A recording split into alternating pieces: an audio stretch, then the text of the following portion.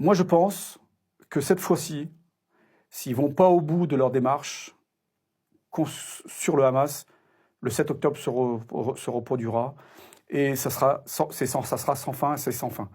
Donc malheureusement, et là je vais parler froidement, je pense que les otages seront des dommages collatéraux et il faudra tuer militairement et politiquement le Hamas. Et ça, c'est une décision lourde à prendre. Je ne dis pas que c'est simple, hein. C'est une décision lourde à prendre de la part d'un gouvernement tel qu'Israël, parce que la vie humaine chez Israël, comme dans toutes les démocraties occidentales ou ailleurs, sont plus importantes que le reste. Donc tout ça, c'est très simple à développer, à en parler comme ça autour d'une table, mais sur le terrain, c'est très compliqué. Malheureusement, je pense qu'il faut aller au bout. Il faut détruire le Hamas, il faut détruire le djihad islamique, et à terme, il faudra détruire Hezbollah aussi. On va vers une confrontation, il y aura une confrontation de plus grande ampleur, qu'on le veuille ou non, et autant que ce soit fait maintenant qu'on en termine. Et est-ce que si on va au bout de la démarche, il faut du coup qu'il y ait peut-être des services secrets qui aillent peut-être au Qatar, qui s'occupent du coup des dirigeants du Hamas au Qatar? Est-ce que c'est dans cette logique-là, il faut aller jusque dans le Qatar, les pourchasser, les chefs, ceux qui tiennent Le Qatar ne livrera pas ces gens-là, la partie politique qui se cache au Qatar depuis des années et qui se vote dans le luxe depuis des années. Il faut voir quand même qu'il y a une réelle différence entre la population palestinienne qui est à Gaza ou en Cisjordanie et les représentants politiques de la branche du Hamas qui est protégée et logée par le Qatar depuis de nombreuses années. Et pour répondre concrètement à votre question, ça fait presque 2 mois que je dis ça dans les médias. La branche politique du Hamas est indissociable de la branche militaire du Hamas qui est à Gaza et ailleurs. Il faut absolument couper les 2 têtes, c'est-à-dire éliminer physiquement les gens du Hamas au Qatar, éliminer physiquement les gens du Hamas à Gaza. Il n'y a pas de solution de paix avec le Hamas. Il n'y aura jamais de paix avec le Hamas pour la simple et bonne raison que dans la charte fondatrice du Hamas, Israël doit être détruite. Donc on ne peut pas négocier avec quelqu'un qui veut vous détruire. Dans notre magazine qui sort le 8 décembre, une grande thématique qui est celle de l'importation d'un conflit sur le territoire français et européen. On voit que justement ce choc, cette guerre entre le Hamas et Israël clive, crée des tensions, des fractures au sein de l'Europe et de la France. Justement, où est-ce qu'on va à travers ces tensions? Est-ce qu'on risque un embrasement de ce conflit en France? Quelle est votre analyse sur ça? Vous qui connaissez aussi bien l'Angleterre. Oui, notamment Londres, où j'ai travaillé longtemps quand j'étais au service action, car nos cibles étaient à Londres autour du London Instant de cette période-là. C'était avant le 11 septembre, hein, donc jusqu'à fin 2001, autour de la mosquée de Finsbury. Ce qui est intéressant depuis le 7 octobre, c'est qu'on voit la réelle situation européenne par rapport à ce phénomène-là. Je ne parle même pas du conflit israélo-palestinien, parce que pour moi, l'importation de ce conflit-là n'est qu'un prétexte. Qu'il y ait Israël ou pas Israël, le projet islamiste suit son cours depuis 1928 et la naissance des frères musulmans. Donc si vous voulez, pour essayer de trouver un point positif depuis le 7 octobre, c'est qu'on voit la réelle situation de l'Europe et de la France. C'est-à-dire que une grande partie de la... Alors, je veux pas faire ce que je reproche à certains.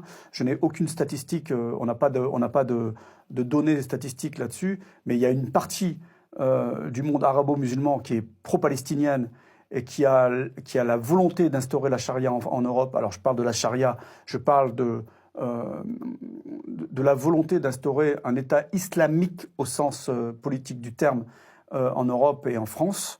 Et ça, depuis le 7 octobre, ceux qui n'en étaient pas certains ou qui avaient encore un petit doute peuvent s'en apercevoir encore plus depuis qu'il y a justement cette prise de position pour les Palestiniens, qui pour moi est un leurre, parce que ce n'est pas la prise de position pour les Palestiniens, c'est uniquement la prise de position pour des États islamiques et la volonté d'instaurer cette charia occidentales qui veulent depuis longtemps, puisque c'est ce qui est écrit aussi sur la charte fondatrice des frères musulmans, c'est de redonner ces lettres de noblesse à l'islam et d'instaurer partout en Occident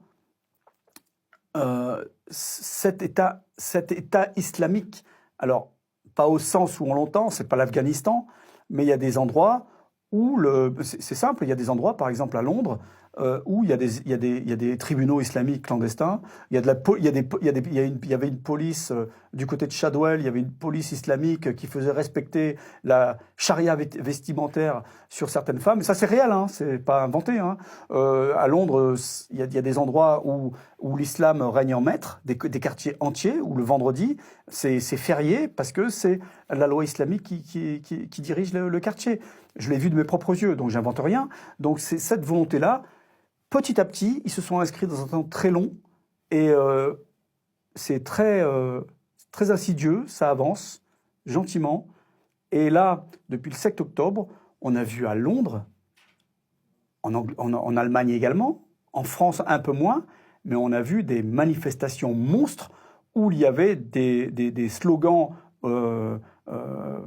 islamiques, pas pro-palestiniens, où il y avait des slogans qui voulaient instaurer l'État islamique en Europe, notamment à Londres, des drapeaux d'Al-Qaïda, de l'État islamique, etc., etc. Si on n'a pas compris quelle est l'intention finale de cette mouvance-là, on est vraiment suicidaire, en fait.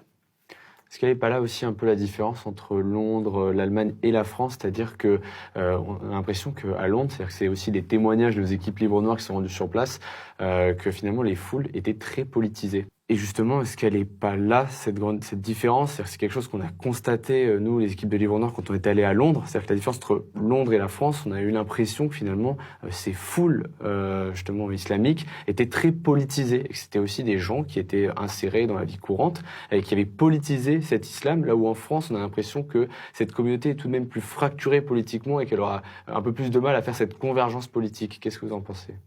Parce qu'il y a une grande différence entre les anglo-saxons et la France, on va dire, c'est qu'en France, on essaye de s'appuyer sur un bout de laïcité concernant tout ce qui est dans le public. Je parle de l'école, je parle des institutions, avec grand mal, hein, parce que vous avez vu toutes ces tentatives de pénétration, d'infiltration, d'entrisme, notamment avec des menus halal dans l'école publique, des tenues vestimentaires islamiques dans l'école publique, etc., etc. Il y en a également dans les entreprises privées. Alors qu'à Londres, c'est plutôt communautaire et ils ont pignon sur rue. Il y a des manifestations monstres à Londres, des manifestations islamiques où là-bas, le communautarisme bat son plein.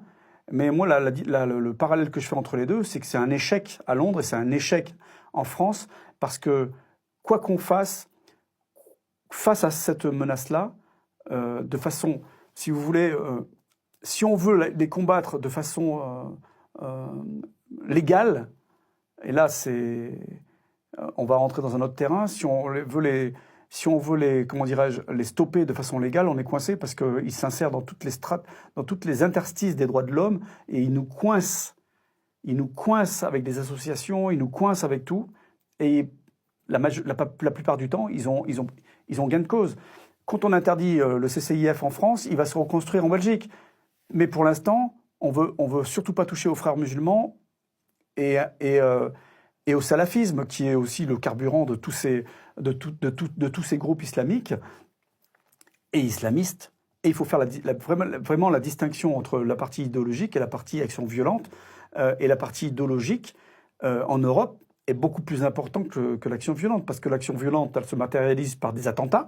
Mais les attentats n'ont aucune incidence sur le projet à long terme, ne sont là uniquement pour créer la psychose, la peur, et pourquoi pas déclencher des heurts intercommunautaires. D'ailleurs, vous voyez ce qui se passe en Irlande, même si ce n'est pas déterminé comme un attentat islamiste, c'est un Algérien qui commet ça avec un couteau. Ça ressemble au mode opératoire des attentats qu'on a pu rencontrer par des personnes qui décidaient de commettre des actions violentes de leur propre chef, hein, d'adhérer au projet et de taper violemment.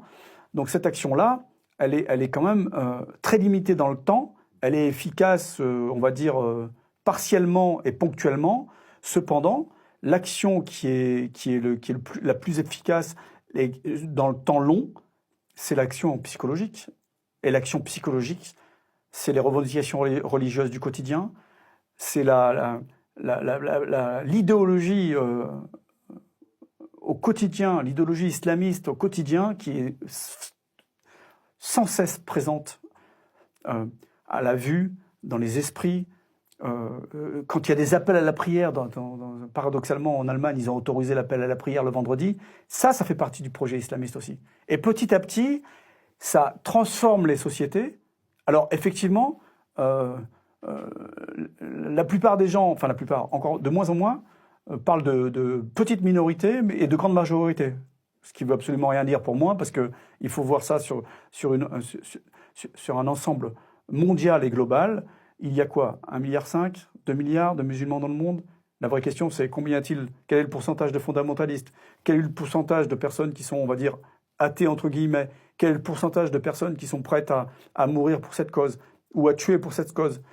Tout ça, ce sont des erreurs que commettent les Occidentaux de vouloir rapporter ce projet global à leur pays. Et en France, on la commet tous les jours, cette erreur, parce qu'on nous dit non, la France va bien, il se passe rien, c'est une infime minorité, la grande majorité, ça ne veut absolument rien dire, parce que le projet est global et n'est pas national. Bien sûr.